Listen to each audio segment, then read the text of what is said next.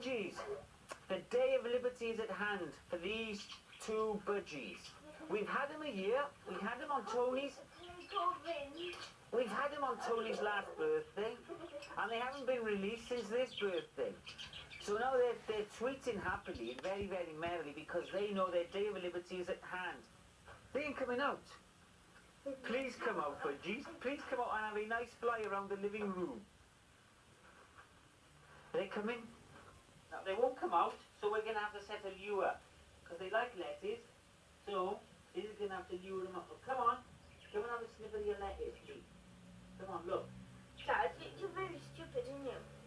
How am I stupid? Because they could, I think, right, they could come there, take the lettuce, go back, right? They don't want to go back. Once they see they're free. Right.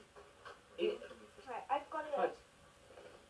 Right, we're reverting to plan C. Here we go.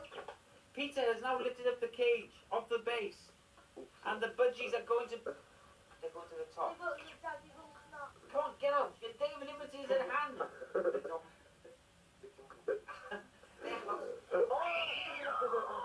Yes, the lazy fly.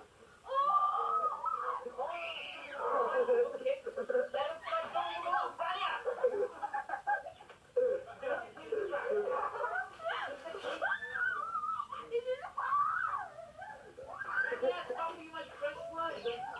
Okay, well, we've had a little bit of a mishap. One's landed over in the bar area and knocked down an ornament, and the other was landing on the floor, so the cage has been properly put on top of him.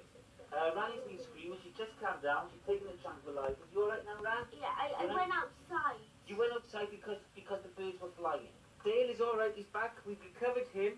He's given me a little nip when we caught him, and I think his heart is beating like anything. But that is it. It's over. They've had to make a flight, and hopefully the second time will be a bit easier.